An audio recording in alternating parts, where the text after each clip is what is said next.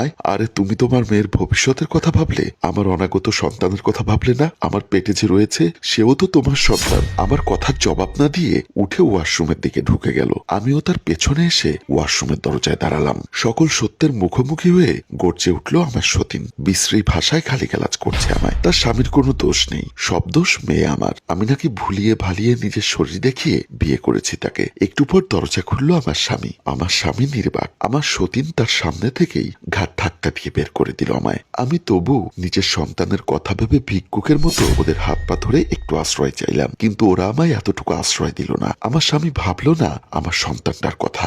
সাথে আমার স্বামী বলে দিল, সন্তান যেহেতু আমার, তার দায়িত্ব না হয় আমিই নিলাম, তবে তোমার দায়িত্ব আমি নিতে পারলাম না। আমি আমার প্রথম স্ত্রীকে অসম্ভব ভালোবাসি। অন্তঃসত্ত্বা অবস্থায় যেহেতু ডিভোর্স কিংবা তালাক হয় না, তাই তোমার সন্তান ভূমিষ্ঠ হলেই ডিভোর্স লেটার পাঠিয়ে দিব, সাথে কাবিনের টাকাটাও। আর কখনো তুমি এখানে আসবে না। এরপরও ঝামেলা করলে কিছুই করতে পারবে না তুমি। এক্ষুনি চলে যাও তুমি আমার বাড়ি থেকে। কত সহজেই মানুষটা বলে দিল সব। আরে তুই যদি এতটাই ভালোবাসিস তোর বউকে, তাহলে তাকে রেখে আমায় কেন বিয়ে করলি? কেন এত নাটক করলি আমার সাথে? তোর মোহকে প্রাধান্য দিতে নষ্ট করলি আমার জীবনটা। আহ পুরুষ, মেয়েদের জীবনটা পুতুলের থেকেও সহজলভ্য মনে করিস তোরা? এত এত অন্যায় করেও এই পুরুষগুলোর মধ্যে সামান্যতম অনুশোচনা নেই। তাদের জীবনে নারীর অভাব হয় না, তারা ঠিকই সুখে থাকে। এদের খপ্পরে পরে সুখ শান্তি পায় না বোকা নারীগুলো। মাহিমদের বাড়ি থেকে আমাকে বের করে দেবার পর এলোমেলো পায়ে হাঁটতে শুরু করেছিলাম। আমার যেন কোনো হুঁশ ছিল না, শুধু রাস্তার পথ ধরে হাঁটছি। স্বামীর প্রতারণা আমার আস্ত আমিটাকেও ভেতর থেকে একদম দুমড়ে মুচড়ে দিয়েছে। আমি যেন আজ নির্বোধ হয়ে গেছি।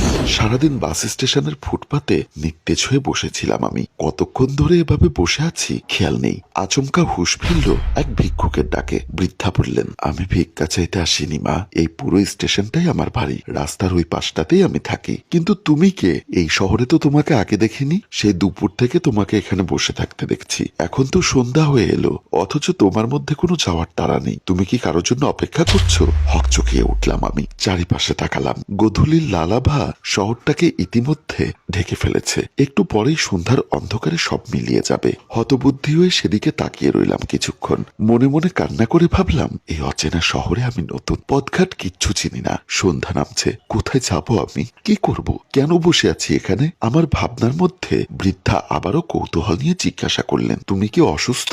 কি হয়েছে তোমার? এমন বিষণ্ণ কেন লাগছে তোমাকে? আমি তাকালাম তার দিকে। কিছুক্ষণ চুপ থেকে আমি অবশেষে জিজ্ঞাসা করলাম, চাচা কটা বাজে? বৃদ্ধা পান খাওয়া মুখে মৃদু হাসলেন। তারপর বললেন, আমার তো ঘড়ি নেই মা, আমাদের সময় দেখার প্রয়োজন হয় না। গাড়ির শব্দ আর পেটের ক্ষুধাই আমাদের সময়টা বুঝিয়ে দেয়। আমি আর কিছু বললাম না। চাচা বলল, ও মেয়ে, কোথায় যাবে তুমি? তোমায় দেখে তো মনে হচ্ছে তুমি পোয়াতি।